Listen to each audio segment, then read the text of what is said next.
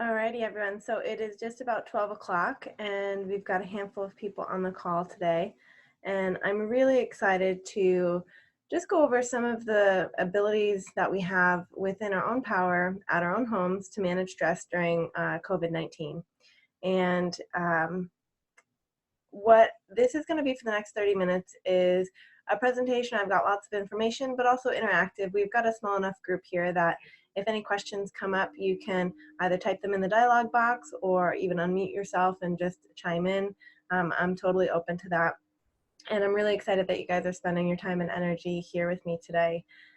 This is actually a response to what Dr. Evans, Dr. Castro, and myself are seeing in our practice. You know, the first 3 to 4 weeks that we were under a stay-at-home order, patients were kind of coming in with their usual symptoms and complaints.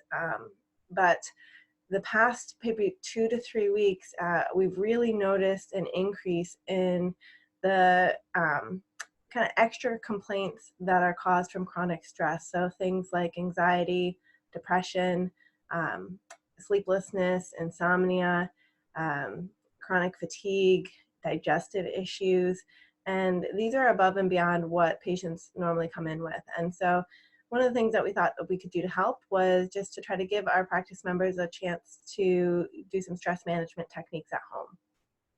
Alrighty. So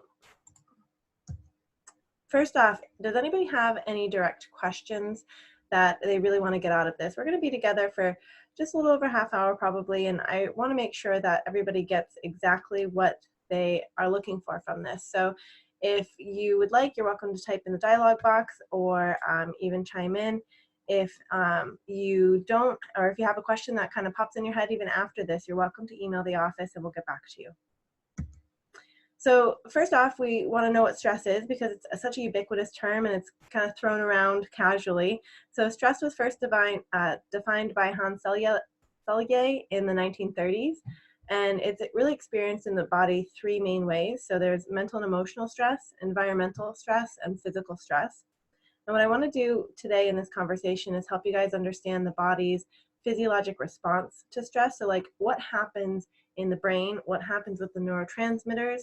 When the neurotransmitters leave the brain and enter the bloodstream, they become hormones, what happens to the hormones, and then what happens as those hormones and neurotransmitters reach their end organs and have an effect on the body's physiology. And then the big one is just tips for managing chronic stress at home. So McEwen is one of the biggest researchers for stress, and in the New England Journal of Medicine, he wrote down that perception of stress is influenced by one's experiences, genetics, and behavior. When the brain perceives stress, physiologic and behavioral responses are initiated, leading to allostasis, which is the wear and tear on the body, and adaptation. So over time, that allostatic load can accumulate, and the overexposure to neural and endocrine and immune stress mediators can have adverse effects on various organ systems, leading to disease. Now, this is a direct quote from an article that's in PubMed. It's really important for you to note that stress can directly lead to disease, and I think we know this, but it's also important that within this quote, we understand that the perception of stress is something that is noted, because there's what actually happens in reality, and then there's a perception of how that is going to affect an individual, and that perception plays a huge role in what neurotransmitters are released, what hormonal cascade happens for an individual. Additionally, so the immune system, acute stress promotes immune function by enhancing the movement of the immune cells to places in the body where they need to be to defend against pathogens, but chronic stress uses the same hormonal mediators to suppress immune function. Now that's really important to understand. So under chronic stress, your immune system pathways are shut down. And especially during a viral epidemic like we're seeing, that is a significant problem and a cause for concern. So examples of allostatic overload, it's the acceleration also of atherosclerosis and increased risk for cardiovascular disease, which leads to stroke. Abdominal obesity involve both the brain and the body, as do loss of minerals from the bone, immunosuppression, and alterations in the circuitry of the hippocampus, amygdala, and prefrontal cortex. So hippocampus Amygdala and prefrontal cortexes, those are areas of your brain. So chronic stress has been proven to alter brain function significantly, especially dampening our areas of higher thought, which is the prefrontal cortex. So rational decision-making, prioritization, that gets dampened, as well our fear response from the amygdala gets heightened. So during chronic stress, we're more susceptible to fear, which unfortunately our media is not helping us out with right now. So what does that look like for you guys? If you're at home, if you're feeling chronic stress, what does this actually manifest as? So under the emotional aspects of stress, if there's worry and insecurity, fear, apathy, agitation, inability to relax, impatience, depression, nervousness, moodiness, sense of loneliness, irritability, short temper. You know, I am still seeing patients on a daily basis, Monday through Friday, and it's something that I'm grateful that I can get a chance to go back to, or that I get a chance to work. But at the same time, when we're home, when we're, you know, not seeing directly with patients, it's not, I'm not immune to this. And it's been difficult for me to stay positive at times. And I have a lot of worry about what's happening with our business, a lot of worry about what's happening with our society. And I experience a lot of moodiness, ask my husband, and impatience is really how it manifests for me, because when I'm not able to be in action, that's a problem. In terms of behavioral, so insomnia, we talked about people are coming into our office and reporting difficulty falling asleep or difficulty staying asleep, waking up multiple times a night. Appetite changes, so being stressed, for some individuals, you're going to eat more. For some individuals, you actually lose your appetite. So it really depends on the individual.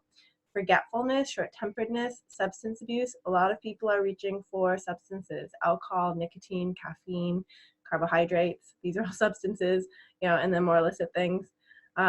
Isolating yourself from others. So, you know, a lot of times people say, well, I'm at a stay-at-home order, and they don't reach out, you know, in the ways that they can. FaceTime, these Zoom meetings, or even just calling somebody up and saying hello, or emailing somebody. Procrastinating or neglecting your responsibilities, that idea of, oh, I can do it tomorrow, that's going to snowball and increase behavioral stress. And then nervous habits, so biting your nails, pacing, those are all characteristics of chronic stress. Physical stress might manifest as upset stomach, profuse sweating, teeth grinding, muscle tension, low resistance to infection, burning or tingling in the skin, visual or auditory disturbances, and tightness in your chest or shortness of breath. And a lot of people are experiencing many of these different symptoms. And what we're going to talk about over the next few minutes is how we can help alleviate them. And this is a very important point. So stress is not about what happens to you, but it's really about how you react to what happens. So we define stress as environmental conditions that require behavioral adjustments.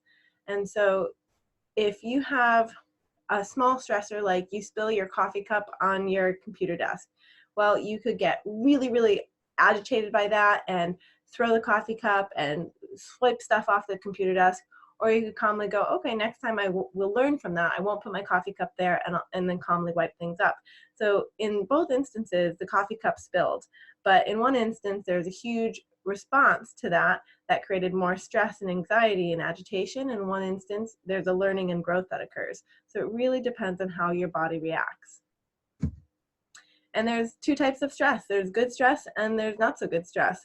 So when we exercise, that is a form of stress on our body. When we push our body physically or mentally, that can be a helpful thing. If we are under stress, that's not so good. So a lot of us are sitting at computers in poor postures, unideal ergonomic situations, you know, having to change daily routines that aren't supportive to ourselves. Those are not so good times of stress. And stress really has two forms, like we just talked about. So eustress is actually helpful for the body. So your body needs a certain level of stress to promote growth, change, and healing. And then there's distress, and that's where you get into those chronic maladaptive states. And the optimal level is obviously in the middle. And so what happens when we have a stressful situation? So as much as we all want to talk about how we are evolved 21st century human beings, we are still descendants of the cavemen who are running away from the saber-toothed tiger on the savannah. And that hunter-gatherer physiology is what we developed over millennia, thousands and thousands of years. And in just the past 300 years, our circumstances for living have drastically changed. You know, with the agricultural revolution and then the industrial revolution and now the technology revolution. So in just the past few hundred years, how we have begun to live as humans is massively different, and our physiology is really still stuck in that hunter-gatherer phase. So when we are running away from a saber-toothed tiger, what happens is our brain perceives the stressor, which then releases neurotransmitters in the brain. Those neurotransmitters leave the brain, they go into the bloodstream, and they are hormones. Those hormones, most of the time, they're going to be adrenaline, cortisol. Those are two of the biggest stress hormones, and they are going to increase blood sugar, increase blood pressure, increase cholesterol, decrease immune function, decrease cognitive function, and then over time exhaustion. So that's the physiologic response to stress over time. And remember, the mind's going to influence the body, and then the body's going to influence the mind. So as we experience this chronic stress and we get into a pattern of high blood pressure, or if we get into a pattern of sugar dependency, your body's going to crave that sugar, and then your mind's going to go reach for more Starburst. I happen to love Starburst or Sour Patch Kids. So remember, these two things are intimately connected, and how they're connected is through the nervous system. That brain and spinal cord, that central nervous system, is how the mind and body are influencing each other. So how can we handle stress? Remember, stress comes in three ways: physical, emotional, behavioral, and physical. So one of the big things is meditation. Meditation is going to be a minimum of 20 minutes 3 times a week to have an impact that is noted in research.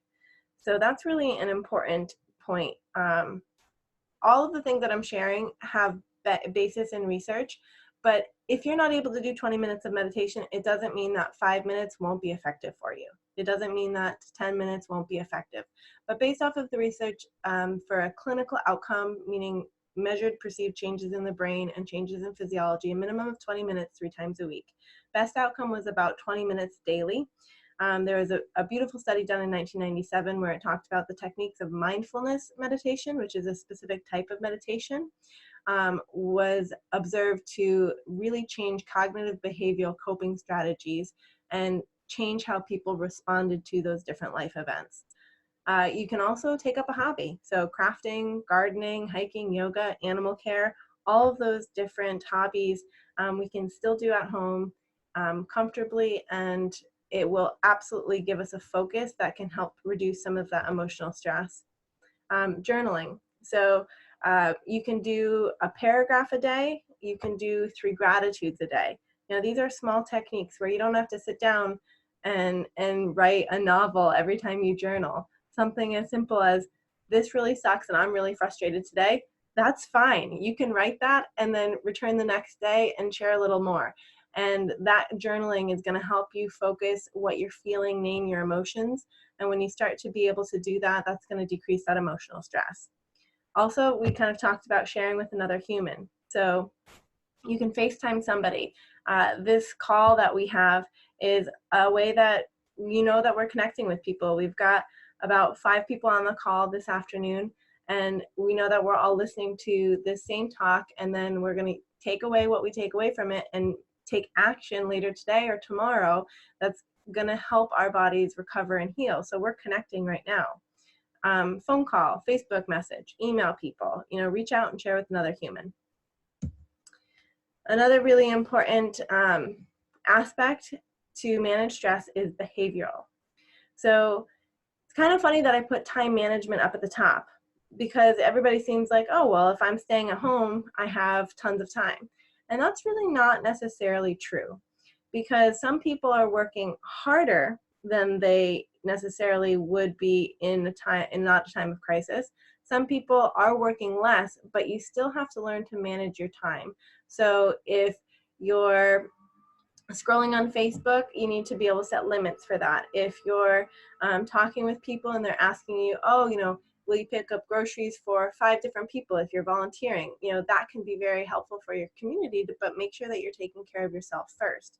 So have integrity with what your capacity is, and just make sure that you're still paying attention to time management, because that's a behavior that you can absolutely control, which will help you manage your stress. You really need to look at your environmental toxins. So sugar, alcohol, nicotine, caffeine, and carbohydrates.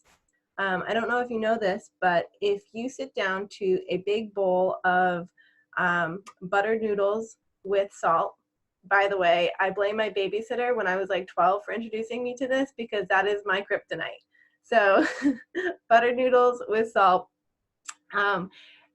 carbohydrates, fat, and salt. You mix those 3 things together and they release serotonin in your brain, which is a feel-good hormone. And that's one of the reasons why a lot of people crave carbs, fat, and salt together. It actually creates an antidepressant serotonin release in your brain. And it's just something to know. If you're thinking like, oh, I'm not really depressed, but I've been eating a lot of pasta, you might be like, oh, okay, this is a sign that I have a chronic stressor that my body is even subconsciously trying to manage with reaching for this naturally occurring antidepressant. And so be aware of what you're eating. One of the things that can help is just keeping a journal. It's incredible how easy it is just to pour yourself a glass of wine at the end of the day, the middle of the day, people are home. So a lot of times we lose track of what we ate yesterday or what we ate the day before. And if you're noticing like, wow, I'm going through a lot of wine, it's really helpful to, write down a piece of paper Monday through Sunday and just what did you consume? And then you can have a record of that. If you don't track it, you're not going to be able to change it. And we've got another participant. There we go. The next thing that you can do is make sure you have a routine schedule. So I don't know if everybody has read or heard about a book called Make Your Bed. It's by William McRaven, and it's a fantastic book, super easy to read. It was written by a Navy SEAL, so William McRaven was a Navy SEAL, and he wrote this book about the small steps that you can take that make big changes. And one of the first things that he taught a lot of his cadets were just to make their bed. And obviously this is the Army, I know that was a big thing for them, but simple steps make a huge difference for the rest of your day. I really believe that your day is won or lost in the first 20 minutes. If your alarm goes off, are you hitting the snooze button, or are you getting up, getting out of bed, making the bed, going and taking care of your bio needs, using the restroom, brushing your teeth, flossing your teeth, and then you could maybe take those 20 minutes and then meditate. So if you set up a good morning routine, you're gonna set the rest of your day up for success. Next thing is really turn off your TV. So this is a behavior and we can directly affect this. So turn off the TV if you have TV, or limit social media. Make sure that you are just absolutely careful with what you're consuming from a audio-visual media perspective. Now more than ever is a time where you could take an hour and make sure that you're staying informed on what you need to stay informed on, but it is so vital that you're not just opening your mind up to the fear and false information that is on social media, or the maximizing and destructive words that are used by our media. And it's a helpful tool that we can change in our behavior to manage our stress levels. I think that right now this is probably one of the number one takeaways that we can start to use to manage our stress.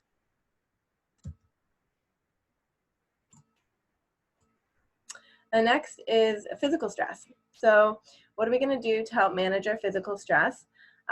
First off, as an upper cervical chiropractor, number one for me is going to be getting adjusted. So there was a study done in 2008 in the Journal of Chiropractic Medicine where Cervical, which is the neck. So cervical adjustments may result in parasympathetic response, whereas thoracic adjustments result in the sympathetic response. Furthermore, it appears that these responses may demonstrate the relationship of the autonomic responses in association with particular segments adjusted. So if you read further into this article, it really talks about adjusting the upper neck, which is what we do at Arete Chiropractic, will help bring the body into a parasympathetic response, which is that rest and digest mode of nervous system tone, versus the fight or flight, which is the stress response of the body, or the sympathetic nervous system tone. And there's also many additional studies showing chiropractic can have positive responses in immune function, as well as when you get adjusted, you're helping your central nervous system, that brain and spinal cord, have a better brain-body communication. There's also multiple studies on chiropractic helping with firing of the prefrontal cortex in the brain, and that can control our areas of higher thought. So while chiropractic doesn't directly, treat viral immunity, getting adjusted makes sure that your body has more resiliency to fight off any infection or to deal with chronic stressors. Another way that we can deal with physical stress is movement. So in terms of movement, there's so many studies out there. I couldn't even pick one to get a quote from. Exercise has been shown to be better than 2 antidepressant medications.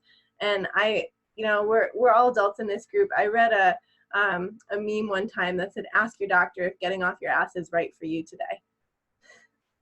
Which really just, about sums it up for me. I think that everybody is kind of looking for a magic bullet. Exercise, in terms of handling stress, is one of those magic bullets. In terms of exercise, what that could mean is 20 minutes 3 times a week with a heart rate about 80% of your age-adjusted maximum. So age-adjusted maximum is 220 minus your age, so 80% of whatever that number would be. And if you do that 3 times a week for 20 minutes, you're going to have a physiologic change in terms of your stress response in your body. It's going to be super helpful. And movement can be anything. Even if you're in a wheelchair, you can get a hand bike. You can order them on Amazon, and that can be enough to get your heart rate up and to exercise your body. Recumbent bikes, if you've got back problems. Walking, as long as you're doing a brisk walk or maybe even up a hill. Getting outside in the fresh air, hiking, jogging and running. All of these activities are going to be helpful for movement. Another thing that we can do in terms of the physical tip to help with stress is supplements. So omega-3, about 2,000 milligrams per day of omega-3, making sure that you get a really good brand. It's really important that with any kind of supplement, you're getting a more professional brand. If you go to Walgreens and get the supplement off the shelf, you might as well throw your money down the toilet, because you're not going to have the quality ingredients that are actually going to be absorbed by your body. D3, very important for the immune function, and that's going to be about 5,000 IUs a day. B12, so B vitamins help your nervous system, and you want a methylated form, which is going to be more bioavailable. Magnesium is an excellent supplement to de-stress and also helps with muscle relaxation. Just to be aware, it does help with muscle relaxation. So if you take too much, you're going to get some loose stool. So just be aware that you kind of titrate up the dosage. Ashwagandha is it's an adaptogen. It's an excellent supplement that will actually help support the body's adrenal function. It's primarily used for adrenal supplementation. GABA is a supplement that is an amino acid, and you would want to make sure that you talk with your health professional about this supplement. It's a stronger supplement, and it is excellent for decreasing anxiety and helping promote better sleep. But you want to make sure that you're not on any antidepressant medication, because there can be some interactions with that one. Phosphatidylserine and rhodiola rosacea are also excellent anti-stressors in terms of supplementation. And then other physical stress things physical things that we can do to combat stress: make sure that you're sleeping 8 hours a day, and then make sure that you're drinking plenty of water. So 1/3 of your body weight in ounces is the ideal for water consumption. and water is going to flush out inflammation and toxins as best as we can. So again, these are the things that I love to do to decrease stress. So yoga, time with family, hiking with my dog Teton and my husband Tyler, and then riding horses. Those are really the top hobbies that I have and I do. And I really would encourage you to think about what you do, because you can connect with your family on Zoom. You could go for a hike in the woods. You can do yoga at your house. And if you've got animals, cuddle up with them. Those activities should not be understated. They're going to address many of the physical, chemical, and emotional components to a stress response. And again, making sure that you're getting adjusted, because your body runs from that central nervous system, and it's the primary information highway of your body. And if there's a misalignment in the spine, it's going to interfere with how those nerves are helping your body adapt, heal, immune function, coordinate, stress response, everything. And so I really hope that this handled some of the questions that you had about chronic stress, and from those tips that we shared with looking at the emotional, the behavioral, and the physical aspects of stress, you guys got some tips and tools that you could take for yourselves, share with your friends, share with your families. And I thank you all very much for spending your time here.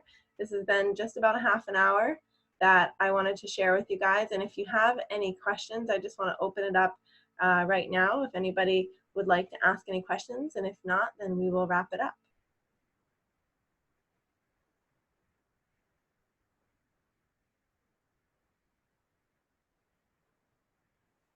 Awesome. So it looks like you guys are all set. Thank you so much for being here. If you have any other questions that pop into your head later, don't worry about emailing the office. We'll get back to you immediately. And I really hope that that helps. Share this with your community, share this with your loved ones, and I hope that you all stay happy and healthy. Take care.